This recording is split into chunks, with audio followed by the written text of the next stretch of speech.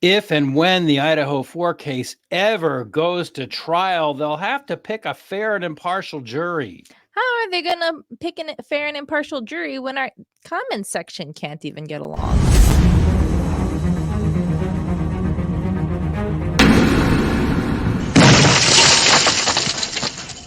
Typically, every week, we give you guys our 3 points, our 5 points, our 18 points. But this week, we're doing your 5 points. I'm Lainey Law. And I'm attorney Andrew Myers. So, as you probably have seen from other parts of YouTube or other comments and videos on our channel, a lot of people are getting into a lot of discussion about this Idaho 4 Kohberger case. And we've made our points time and time again on what we find weird, what's odd, or what's just the bad situation that's been happening. So today we have your comments. So we're going to be going through and seeing what everybody's points are. Yeah, we, as Lainey just said, we often format our show like with the 10 top questions or the 5 red flags. And so in a previous episode, we asked you, our regular viewers, to, what are we off track? Are we on track? Just to kind of gauge our own processes here. We asked you, our viewers, to tell us what your top 5 points were, and I was afraid nobody would respond. Oh boy, did you? We have a ton of them here, and we really appreciate the fact that you told us what your points were. We did learn something, but we did see some common threads. So Lainey, do you want to start? Yeah, so Ginger Peoples commented their 4 points. The car, it's not Brian Kohberger's. They thought the whole DoorDash driver situation was a little bit weird, which a lot of people have commented on. The driver who supposedly drove K and M home. And their 4th point was Xana and Ethan's true whereabouts. And this is a couple of stuff that a lot of people have brought up. There were a bunch of cars that they took. And one of the things that we've been talking about on our channel is you see the footage, and there's been a lot of discussion on whether or not the white Elantra was his or what year and all that stuff that was going on about it. The DoorDash driver, that's been a big point in this case that a lot of people talk about, is just like, where was this DoorDash driver? How did he get off so easy? Now this one, Andrew, I'm a little bit interested on hearing your take. What do you think about the driver who supposedly drove K and M home? Well, it was kind of interesting because he was a man, if I remember correctly, in his 50s, and he was driving young girls home without charging them. It's just a little bit odd. It's just a little bit strange. I mean, I don't know. I've never gone to a university campus, and I did live near a university campus at one time and work at the university. I've never gone to bars at closing time and just picked up younger girls. Yeah, oh, give me a free ride home. I would have fully expected to get a bash in the face or have a boyfriend come out of nowhere. And so, yeah, that is a good question. Let's move on to the next one from Cheryl Butler. The delay in calling police, the unanswered calls the girls made, and timing of these. 3, the frozen shock phase. Whose words are these, and how was DM not seen, or was she spared? 4, the amount of people at the scene before the police and the suggestion people knew from 9 o'clock. And 5, the timeline based on Dylan Mortenson's account and suggestion the car was seen speeding away.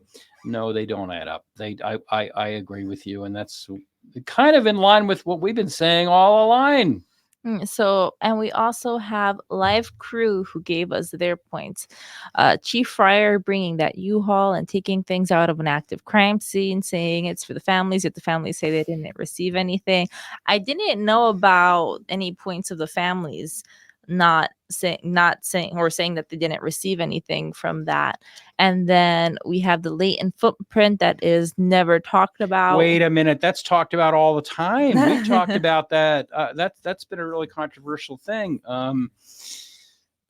So yeah, it is talked about. We can talk about it more. I mean, I've said that it's silly. It's silly that, I don't know if silly is the right word, but it's odd that the probable cause affidavit refers to the latent footprint outside of Dylan Mortenson's door. but common sense tells you, come on, just after 4 unalivings, I hate that word, but 4, brutal stabbings with a knife. One of them stabbed 54 times, and there's only 1 footprint. Come on. But anyhow, so yeah, we do talk about it. And now this one, the ladder on the side of the house that was leaning up on the house directly to Xana's room window, but was ignored along with the trash on back by the sliding door. So that's interesting. And those are points that I haven't heard people really talk about. And then we have the other 3 unknown male DNA found and ignored. We don't have details about what other DNA might have been on the sheath. And of course, the 8-hour delay. The 8-hour delay is probably going to come up, if I had to guess, a lot in these comment sections today. Yeah, there's a common thread here, and we've mentioned that many times. And when we've done collaborations with other people, they've had that right at the top of their lists. And yeah, I think we see that a lot. The one that and thank you, viewers, for giving us these ideas. We've never done the ladder on the side of the house, but yeah, if you take a look at one of the drone footages of the house, there is a ladder that leads up to the 2nd floor, and that's kind of odd. So this is Sarah Epstein, I think is her name, and she did it in reverse order, 5, 4, 3, 2, 1. That's how I do it. Sarah, smart girl. 5, no one heard anything. 4, timeline. 3, focusing on just Brian Kohberger. 2, waiting to call 911, and 1, taking the house down. So yeah, that's pretty much in line with stuff that we've said. So that's a pretty common way to look at the case. Yeah, and with the timeline, how we talk about everything happening in less than 20 minutes, I think about that more and more frequently now. I have a new dog, and I tell myself that it's just going to take me 5 minutes to take the dog out to use the bathroom. And it's really made me aware that nothing really takes 10 minutes or less. So whenever I think about that, I think about this case. Oh, you're talking about your dog. We're going to see that just a little bit of a teaser. The dog is going to come up. I forget how far into this, but the dog is going to come at. Okay, now is this your turn now? Yeah. So, Kat V, who is Adam that Maddie told everything, and is he a student or was he law enforcement? What did Kaylee take a picture of at the grub truck, and why? Why focus on one person who may be innocent while the guilty person / people are still walking around? Is this while the students are being quiet? Are they in fear of their own safety? And that's a big point that a lot of people, we talk about the possibility of there being more than one person responsible for this. And now, could the reason for the delays be that BK is the one being protected by the law while the investigation is still happening? I would argue that in any situation, if he was being protected by the law, we wouldn't have had 11 requests for discovery. I think that things are definitely not really working in Brian's favor right now. No, I'm going to go back to number 1. Who is Adam that Maddie told everything, and is he a student or was he law? I think it's pretty well established at this point that Adam was the bartender at the corner club where they were. And number 2, what did Kaylee take a picture of the grub truck and why? It seems that it seems that Kaylee was taking a picture of Jack S. Hoodie guy. Mm-hmm. That is what would seem. And this is a dant moment. Mm-hmm. So move on to Patty and Cook, I think is who it is. Number 1, the police saying that the house was targeted. Did they know about the drugs? Number 2, was Kaylee's boyfriend at the house right after the murders? Number 3, here's the dog. The dog must have been taken out for the bathroom. Who took him out? 4, was it ever proven the survivors were at home that night? And yeah, we mentioned number 4, I think in our last episode. It's not clear. I think if you believe the probable cause affidavit, I think that it has been insinuated that Dylan was home because she saw this person with bushy eyebrows. But Bethany, if you read carefully into that affidavit that's out there, It says, sure enough, says there were 6 people there, but then it says that she was there in the morning. It doesn't clearly come out and say that she was there at the time that these crimes went down. So that is a really good question, and we don't have the answer to that. But here's your dog. You have a new puppy. I do, and he has to go out a lot. He has to. I mean, he's way tinier than the dog in this case. He's only 6 pounds, but new puppy is going out like 3 times a day, and definitely right before bedtime. Does he ever wake you up in the middle of the night and have to go out? Thankfully, I lucked out in the sense that he's been better trained. I mean, he has access to pee and poop pads, but he is a little saint who, after barking all night for the first week, has learned to chill. Well, that's a good thing. Yeah.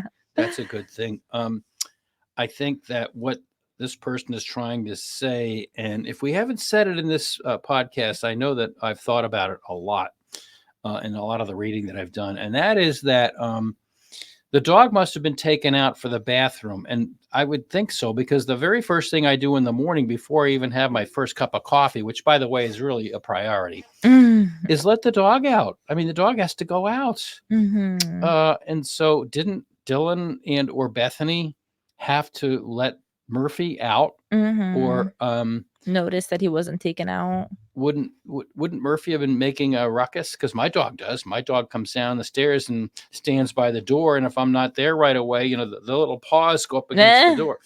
No, I don't know. It's just I've always wondered about the dog being in the house when all this went down.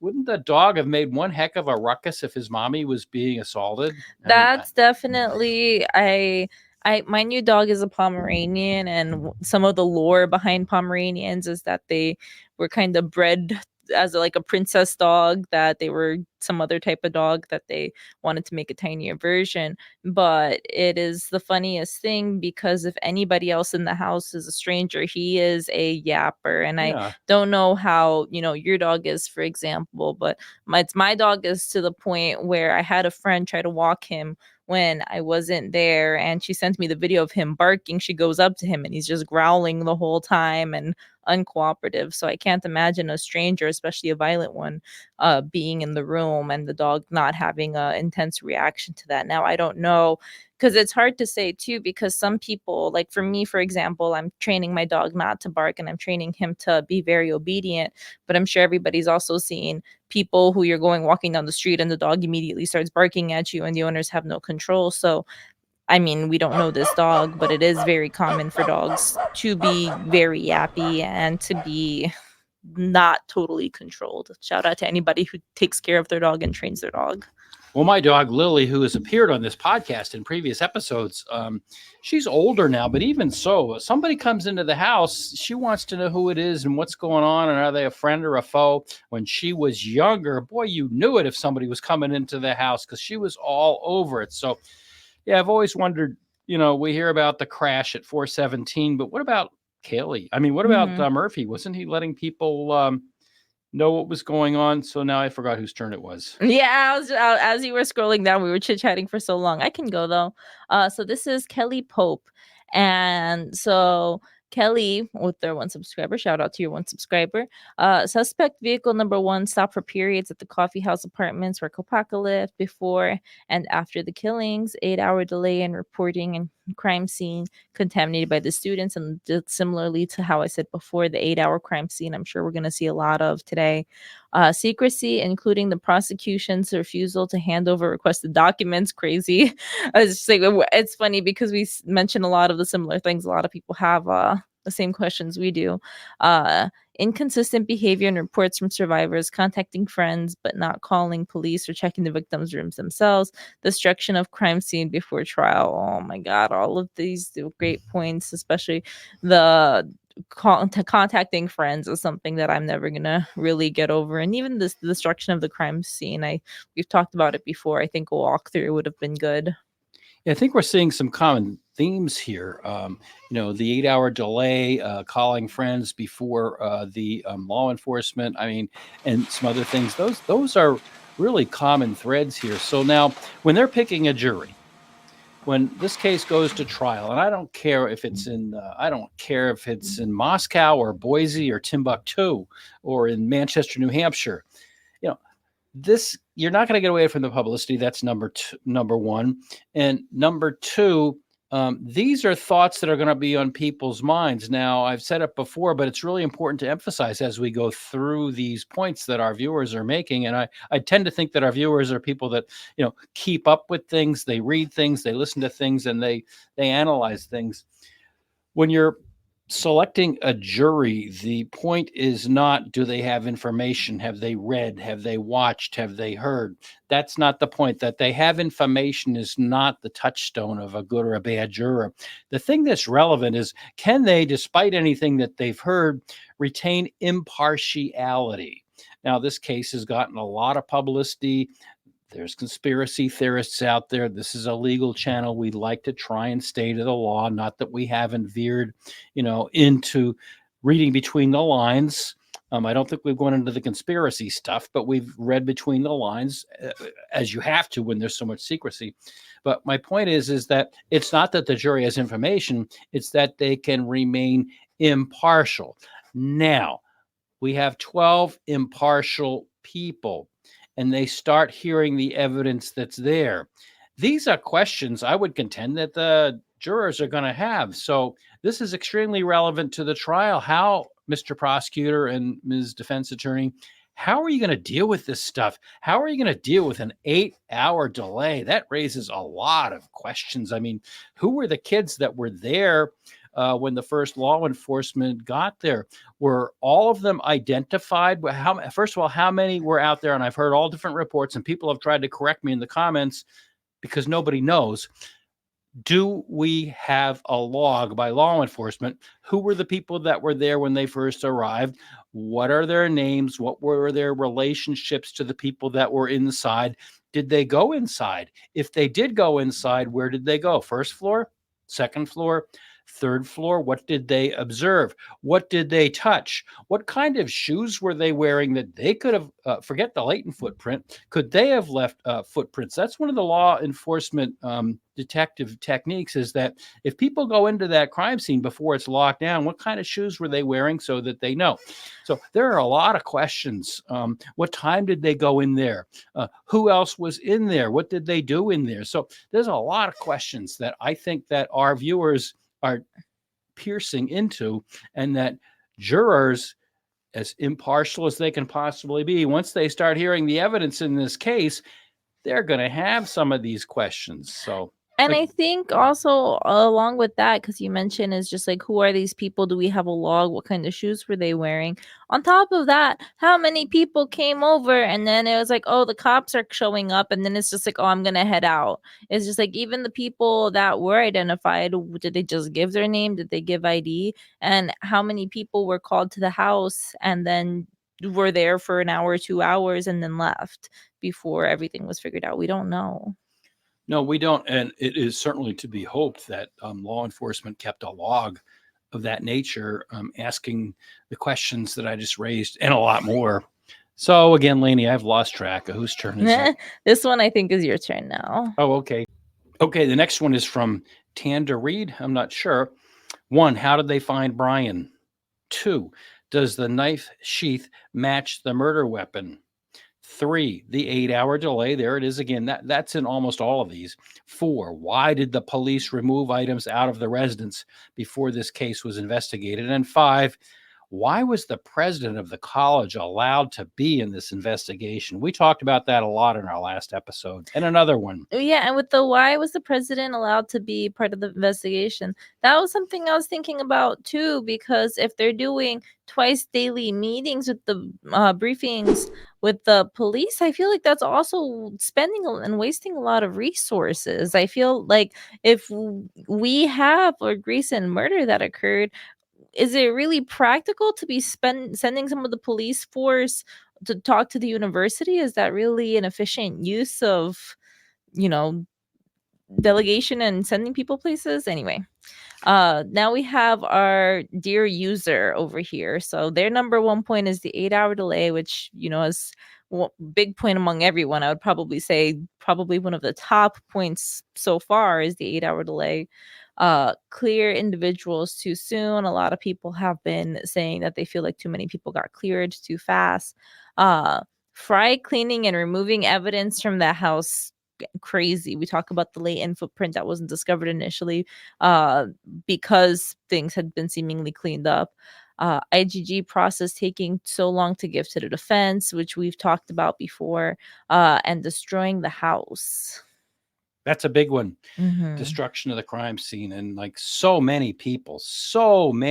I was watching an interview with a law enforcement person who's very pro law enforcement, was a former detective. And, his whole thing is, he's a former detective and he's, been in a lot of homicide investigations, and he's very pro police. Even he is saying, wait a minute. They destroyed the crime scene. And not only that, they buried it in an undisclosed location.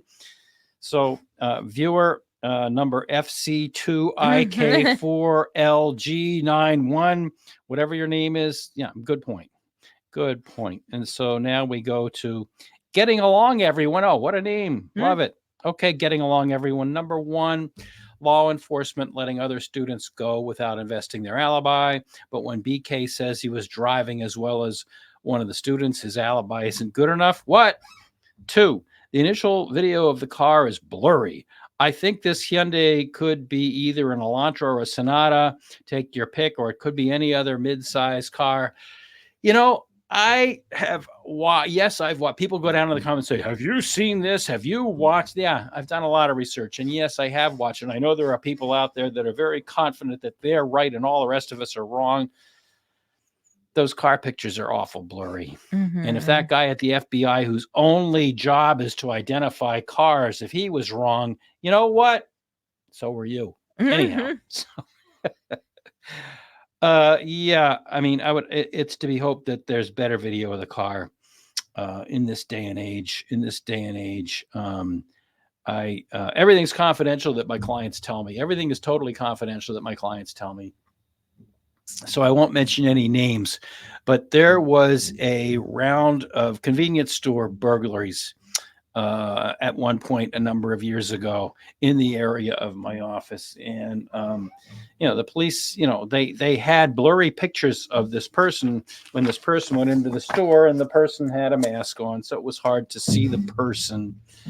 Well, one of my clients actually has a convenience store. He's very smart, and he has very updated cameras, and his cameras caught the license plate.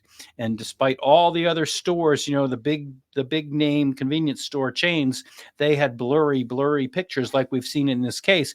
My client, who has a little store, had a quality camera, and he caught the license plate. And because of my client's savviness and having a technically proficient camera, got the license plate, and they made an arrest. And the person was charged in, I forget, 6 or 7 different break-ins. So yeah, this is 2022 when this happened. This isn't the 1990s when, security cameras first came out and they were not so hot. So, why have we only seen blurry pictures, and will we see better pictures? It's quite possible they have better pictures. So enough of me talking. Number 3, the other fingerprints found at the scene not tested, only the one of BK. Maybe the IgG was tampered with to make it appear after BK's father's DNA was collected. Speculation. All the secrecy, no transparency. Why don't law enforcement want the truth? I'm pro-police, but this outfit of LE in Idaho and Washington are fishy. And you know what? This goes back to something I just said a couple of minutes ago. I mean, people accuse us of being conspiracy theorists or just wanting clicks or just wanting, do whatever we do. No. I've heard and read more than 1 or 2 people that are very pro law enforcement taking a look at this case and going, nuh-uh. Number 5, the 6 grand jurors wanted more concrete evidence to get BK. They were bullied into saying yes. Without more evidence, this proves reasonable doubt was there for BK's being innocent. So why is BK the one there or the only one there? More than one person did this. I believe it's somebody the household of people there knew. Deceased knows the two survivors as well. All right. So we have Marty Fudrill. And this might be the end of the page. So I think they might have more down below. But we have the 8-hour delay. Was Jack S. thoroughly checked, which is something that a lot of people question. What's Bethany's statement? And then do we have any more Hang lower on. down? There you go. And then the chief renting out the U-Haul and packing up the belongings. That's actually coming up a lot more than I was expecting. Too much secrecy makes everything look real shady. And that's something we've discussed here before, where it feels to a degree that none of this would have blown up to the proportions that it have if they weren't trying to conceal everything. And what's with the U-Haul? Don't the police have like an evidence van or a major crime scene unit van or something of that nature? I mean, that was a tad sketchy. Yeah. I'm sorry. Here we have PLLM. Wow, 784 subscribers. Congratulations. We know how hard it is to get one subscriber. Okay, number one, I'm not sure I agree with this, and there will be another comment that'll rebut this in a little bit, but this is our viewer's comment, so it's a good comment. 1, calling 911 is optional in America. 2, Jack was thoroughly cleared and his parents are wealthy enough to sue anyone continuing to accuse him. 3, Bethany does not have a statement, and if she did, she would have given that to police already. The man Ann hired to say Bethany had exculpatory evidence has no credentials. 4, don't agree with that, but 4, the U-Haul.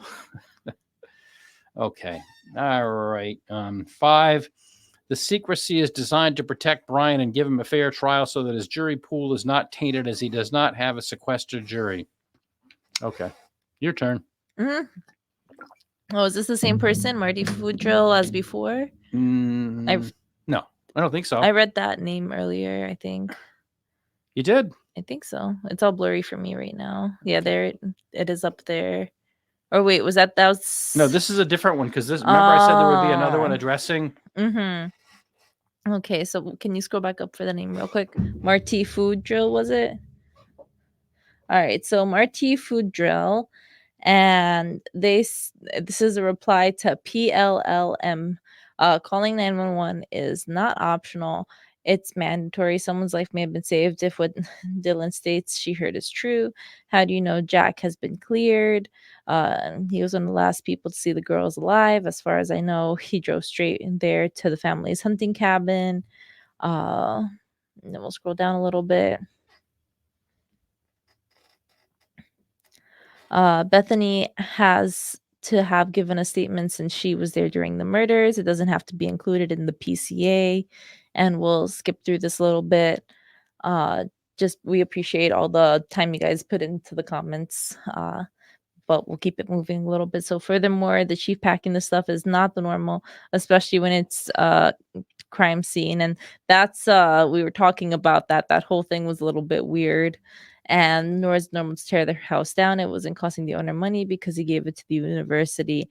And that's something that we've discussed before. The whole situation with the house has been really strange and very appreciative. It was like we asked for our top concern. We were asked for our top concerns and I gave them. I didn't ask any to response unless you have receipts. It's all just hearsay. Yeah, I think we're seeing some common stuff here. The 8-hour delay, the secrecy, and tearing the house down. I haven't done a serious analysis, but to me, those are the top couple of things here. Starseed chick, here it is, the 8-hour delay. Cross-contamination of the scene before law enforcement was called and during the actual investigation. It was caught on video by many news outlets how little care law enforcement took at the scene. No masks, booties, protective gear. 3, the Brady Giglio, especially when thinking about how the Dr. Moore case was handled. We would be naive to turn an eye to this. Dr. Moore's conviction was overturned, and there's now a pending lawsuit. 4, the timeline. Oh, the timeline is the other thing that's very common. No way one person did this, in my opinion. 5, the fact that we're still waiting on a cast report in Brendan over at Thought Riot podcast has covered the cell coverage extensively, and there's no way they could put together a cast report. It's also peculiar that they are now beefing up the cell coverage in Moscow, possibly waiting until the new cell towers go up to compile their report. Shady and well, I don't know about that. The cast report is the FBI's look at all the pings off the cell towers and where the phone may have been and would have been, and a draft apparently is now out, and Ann Taylor apparently has the draft, but I think it's a little bit shady that it wasn't available sooner. I don't know. Now we have XCon with 68 subscribers, who once again is bringing up the 8-hour delay. The lack of info and cleanup in the 8-hour delay. We're hitting all the top points here. That someone did the cleanup, and if someone was cleaning, or were they cleaning, that's tampering with the crime scene. The gag order was done to protect an entity or someone. The court is to bring transparency to the case. Thus far, we're only getting breadcrumbs. Lots of sealed document that's causing more confusion than clarity, and which is causing the mainstream to spearhead Brian Kohberger, which they are talking about something we were talking how we opened up this episode, which is how we're going to get an impartial jury, since he's already been painted as this creepy character who's who's dumb enough to get caught, but also this mastermind stalker. And the timeline of when the murders actually happened, I believe the whole ordeal started from the first floor empty room and everyone came in. I believe that DM went upstairs and took Murphy out of MM's room and intentionally placed him in a position to run away and have the girls looking for him. This is very into speculation now. The assailants were in place and ready to react. Multiple parts of this case. We can scroll down a little bit. We don't know what happened from. This is a little bit way too deep of a dive. We appreciate the feedback a little long to to go through while we're reading this, but the way the prosecution is moving, throwing all that info as a defense, knowing it'll take time, and this is what we've been talking about before. The requests for discovery are kind of out of control in a lot of people's opinions, not just mine. Sort through anything, getting the grand jury indictment, use something that was not going to be used at trial, and no work being shown. How they got things is leading me to believe the law enforcement angle is not on the up and up. It includes the 3-letter government that is involved in this too. I guess that's a reference to the FBI. See, now I like these ones that are pithy, short and pithy, because I think they get right to the point. Here's Crash. The 8-hour delay. I mean, that's got to be number one on everybody's list. Number 2, the house being demolished, then hidden.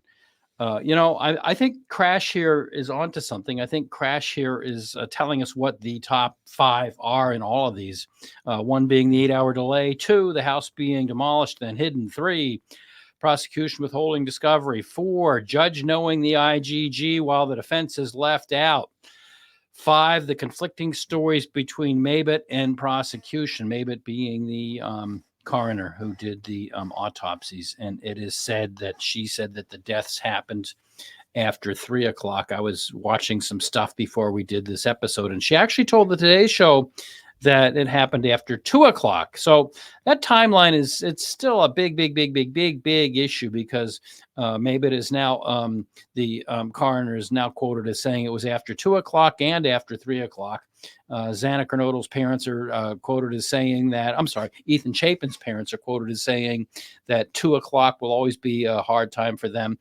Yet in the probable cause affidavit, we see that it happened between 4 and 4:25, but the vehicle, even after 4, is outside making those crazy 3-point turns, and it sped away at 4:20. So the timeline is a mishmash here. Now we have our, once again, PLLM. And I think originally they were responding to someone and then someone responded to them. I think this is probably their original point. So this is once again contrary. Roommates did not know they were killed. Plus, they are not babysitters. Calling 191 is optional in America, which is weird that they keep saying this point. I don't buy it. The house was demolished because it was owned by the university. The university was shelling out money for 24 security on the home. The trial was supposed to start October 2nd. When Anne waived the trial date, the university decided to demolish the house because the courts could not make a decision on the trial date, and the university decided paying security. The prosecution turned over the evidence. The evidence left out the FBI has to turn in, and it's not going over discovery.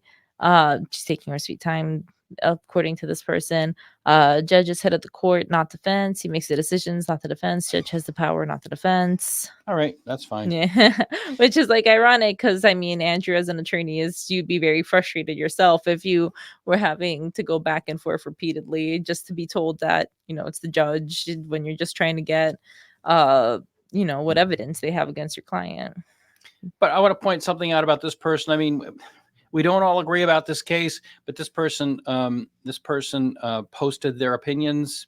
They're not necessarily opinions our other viewers agree with, but this person was respectful and polite and stated their point of view, and we read as much as we could. And, that's what we want. State your point of view, be polite and respectful, and don't personalize it. And there you are up on the screen with everybody else. So Charlie, again, the 8-hour delay is number 1. So many students roaming through the crime scene is number 2. Some people cleared so quickly, number 3. Judge not pushing for discovery, very suspicious, number 4. Finally, the house torn down when it's still an active crime scene. So I think we're seeing some trends here. Do we need to keep going? It looks like we're nearing the end of the comments. So we have Joyce G, who says 8-hour delay for the 911 call, which is at the top of the list for most people. Sheath not found on the first sweep. One person killing 4 people with a knife and getting out in around 8 to 15 minutes without tracking evidence out of the house. Like I said before, I can't even get my dog out of the house and back in 10 minutes. This is a little bit more intense than that. Kids knowing about the murders before the police. Once again, who was in and out of that house? Prosecution using IgG for arrest affidavit and not sharing it at all with the defense. Yep. I think we're seeing some common themes here. D. Toshi. 911 call was from a non-resident and friends knew before law enforcement. Yep. And I think we've seen that before, but that's a good point and put very well. 8+ hours in the abyss. I love that word, the abyss. Remember that movie? I don't. Is that a space movie? No, it was about a trip down to the underwater. Oh, I have no idea. Amazing special effects. But anyhow, we're sorry, Toshi, for our sidestepping here. But 8 hours in the abyss, a black hole of infinite speculation. Yes. 3, survivors dictating the timeline. 4, DM heard everything but the actual crime. That's a good point. She heard the dog. 5, C. Scott Green, JJJ, who I would imagine is Judge John Judge, and BT. Who's BT? I know Bethany Funk is BF. I'm not sure who BT is. I'm sure somebody will correct me on that. Yeah. So happy HK. The time of death timeline, why the change? And we were just talking about that before. Is it after 3? Is it after 2? Is it 4 o'clock? Which are both technically after 2 and 3, but why do we have a little bit of change going on there? The 8-hour delay, as we've talked about before, weekend experience investigationally. That's one of the things that we've talked about in our previous video, where the whole scene just seemed to be a little bit of a mess. The ineffective gag order. Here we are chatting about this gag order. Everybody, even people involved with the case, have still been chatting about the gag order. The wrong judge. I feel the current one's a puppet. I mean, like we said, this is all opinion and speculation. Now. A little silly, but I show respect to people that are on the bench, and I wouldn't want to be in his position. It's a tough case. He's got people, kind of nailing him from both sides, so he does not have an easy job, and I regret that we put that comment up there, but there it is. Anyhow, Kim Davis told us her top 5, and they are, again, the 8-hour delay. That's 1. 2, why were there 2 survivors left, and why didn't they hear anything? Yep. 3, where's the blood trail? 4, who posted photos and video of possible crime in real time outside looking in? come on now. I've heard this. I've read this. I haven't seen it. If anybody has this, I've found stuff on the dark web before in the Delphi case. The stuff you're not supposed to be able to see, I've seen it. So if there's anything out there, these videos that people say existed, don't tell me, do your research. I want to see them. And number 5, the underground fight club pics from the frat. Yeah. Yep. Because that's what you need, a fight club. Yep. Manny, where are the blood trails leaving the crime scene? Seriously. And that's, I think, a big reason why a lot of people are suspicious about the latent footprint. Where is a clear picture of the car? I mean, there's so many traffic cameras and private around, yet no clear picture of the car, which is what we were talking about earlier. How is it that in this year, when we're here talking to you from our laptops, that they can't have a clear picture of the car? Ethan was a big guy, which looks like he also knows how to fight. How did he not defend himself? Is a lot of things that people wonder. 2 people in the room, not asleep, but yet because they just order food. Or how do you stab one person without waking up the second person? That's I think that's a big reason why a lot of people think that it was more than just one person involved in this case. So what happened to the gloves that were outside the house? Why do you only find the knife sheath the second time? And why was there no blood on it? And I think that's another thing that people wonder is, was the knife sheath, did it actually belong to the murder weapon, or was this just a knife that happened to be around? And what happened to the dog, and why didn't he bark? Which is why what we were talking about before, if it's like a stranger is in the house, especially if he's doing something, that dog would have to be taken out pretty quickly for it not to be putting up a ruckus, in my opinion. Let me go back to something here that I've got a comment on number 1 here, and I know people will disagree. I know that this is an issue that not everyone agrees on, but this is why I have said, and I know people disagree with me, and that's all right. We're all adults. We can have a conversation. There's just no way that the probable cause affidavit has everything in it. There's got to be an awfully lot more evidence out there than what they put in the probable cause affidavit, just to get the level of probable cause that they needed to make the arrest and get the warrants to search the premises.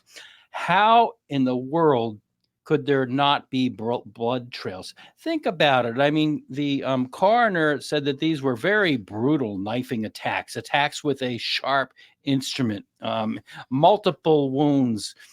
These bodies were bludgeoned brutally. How does that happen without blood everywhere?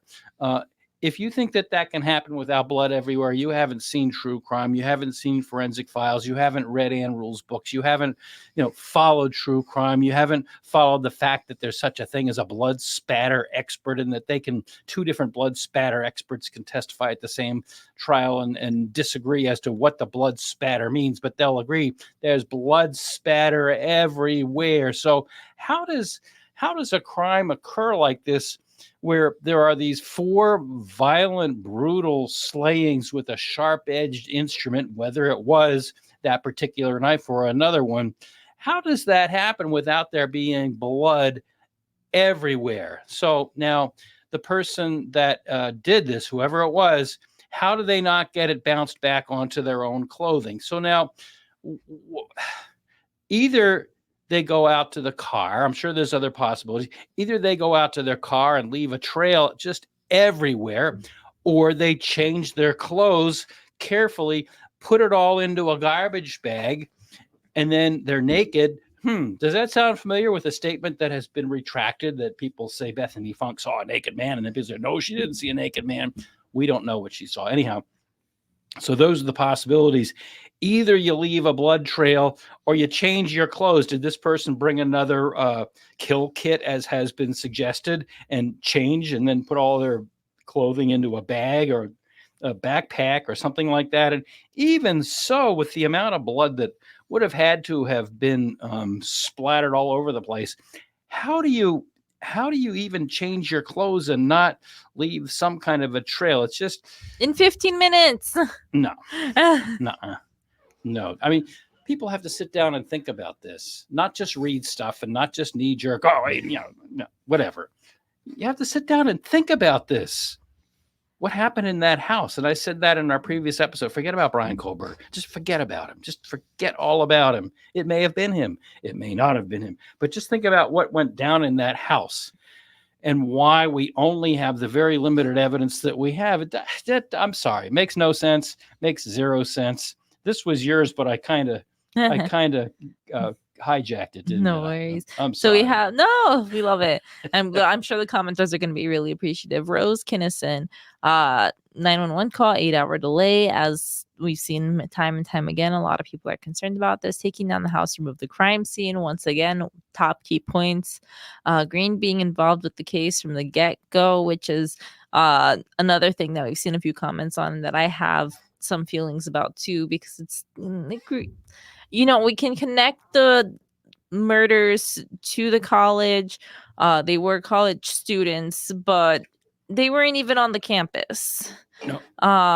So law enforcement focused on one person and the time of the murderers. Very, very common points, but very, very good points. And that concludes the 5 points listings from our viewers. It's been interesting. It confirmed some of what we had already thought. I had my top 5 list, and you folks brought us up some stuff that we hadn't thought about.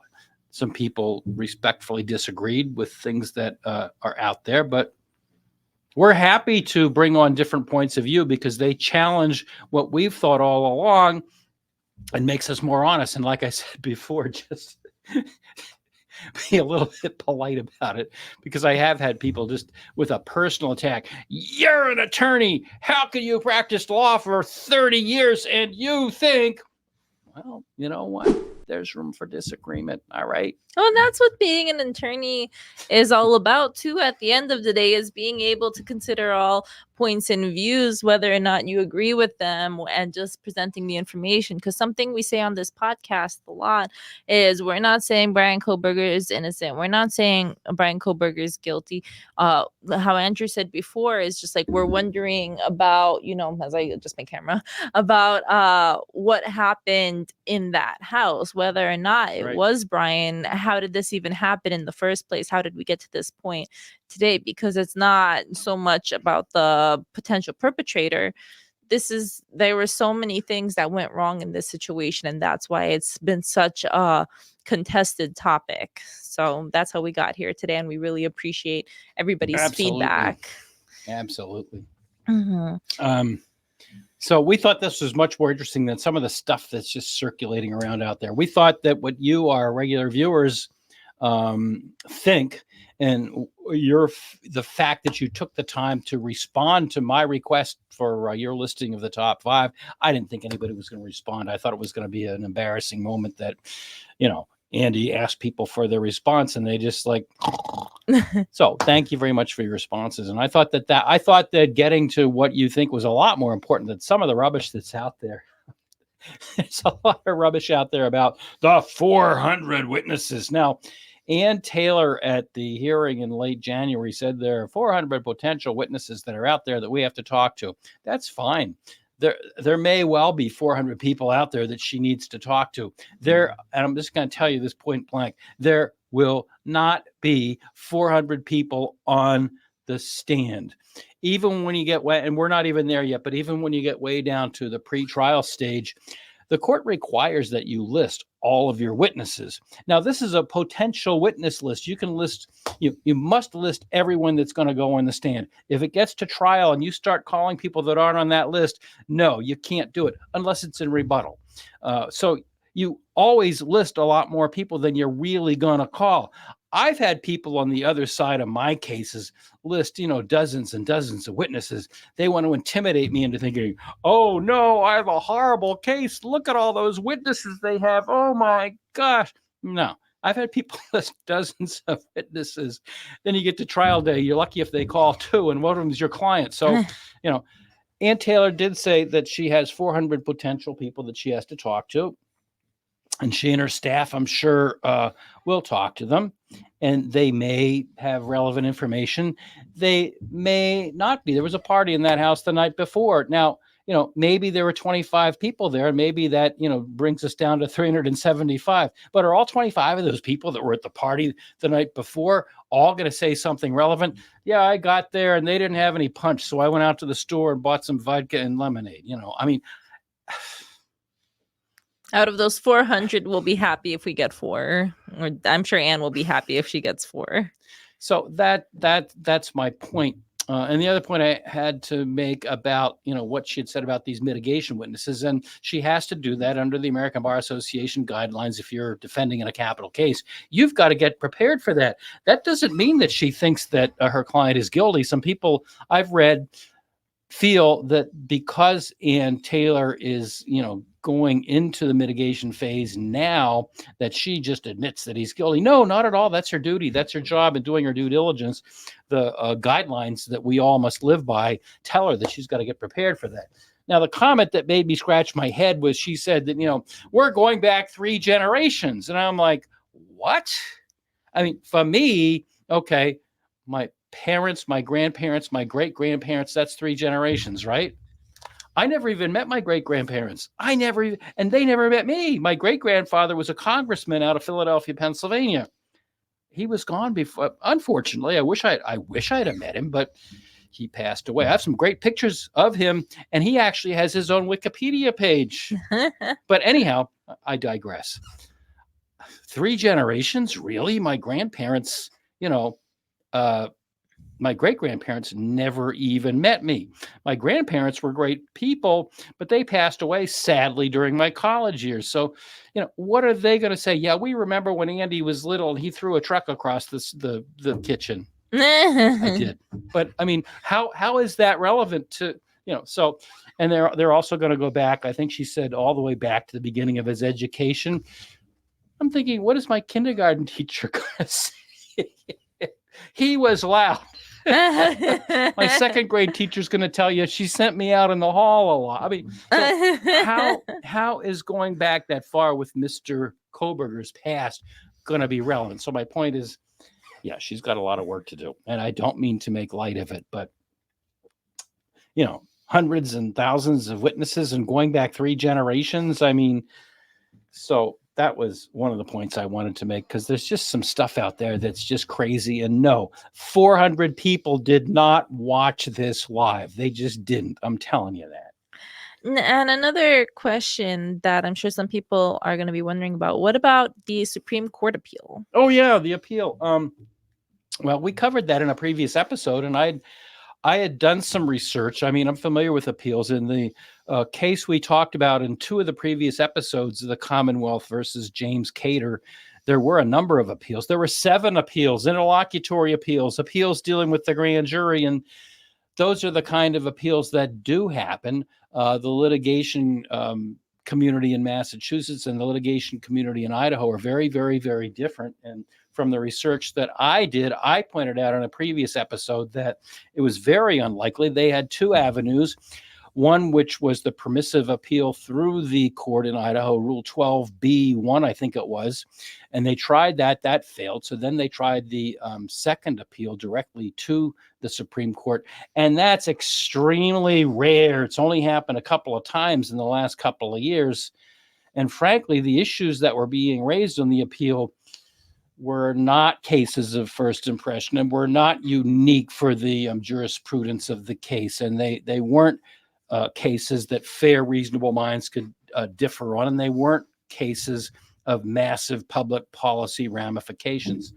So I pointed out in an episode where we looked at this that it was very unlikely. It was very, very, very, very, very unlikely. And I know there were people out there that said, "Oh no, this appeal is going to go through." Well, just before we recorded this podcast, the Idaho Supreme Court said, "Nuh-uh." So no appeals at the present. I will certainly predict that there will be more appeals as time goes on and as additional issues are raised. But so the initial appeals with regard to irregularities in the grand jury, gone. That's it. So just a couple of things that are out there that I didn't think were important enough to not spend this time we've spent together now on your comments. So thank you. Yeah, thank you guys so much for always leaving your thoughts and opinions. And we really appreciate that if we ask you guys your thoughts and opinions that you leave them. So we really enjoy these episodes where we get to read your comments and go through them and give you guys the time that you deserve, because if it weren't for you guys, we wouldn't be here. So yeah, thanks. Please be sure to comment, like, and share. That's really important with all of your friends and other people that you know. And as I always close the episode by saying, be polite, be kind, be respectful, whether you're in the grocery store, whether you're in the Walmart store, whether you, I meant to say the W-Mart store.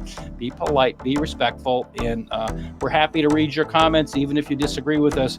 But if you're gonna, be nasty about it, I love the delete button. I use it all the time. So having said that, have a great day.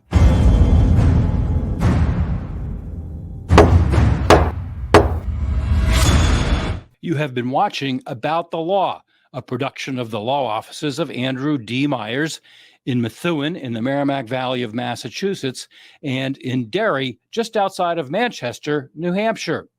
Remember to click the like and subscribe buttons down below. And if you enjoyed this video, be sure to share it with your friends and others. If you'd like to talk to me about an injury case, a car accident, a slip and fall, a serious bodily injury case, or some other case, please feel free to contact me. I'd love to talk to you. You can contact us through my website at attorney-myers.com. We have a contact us block, or you can call on one of the telephone numbers we've given there, or you can email me at andrew@attorney-myers.com. The foregoing is offered for informational purposes only. It is not intended as and does not constitute legal advice. Laws vary widely from state to state. You should rely only on the advice given to you during a personal consultation by a local attorney thoroughly familiar with state laws and the area of practice in which your concern lies. This podcast must be and hereby is labeled advertisement in some jurisdictions.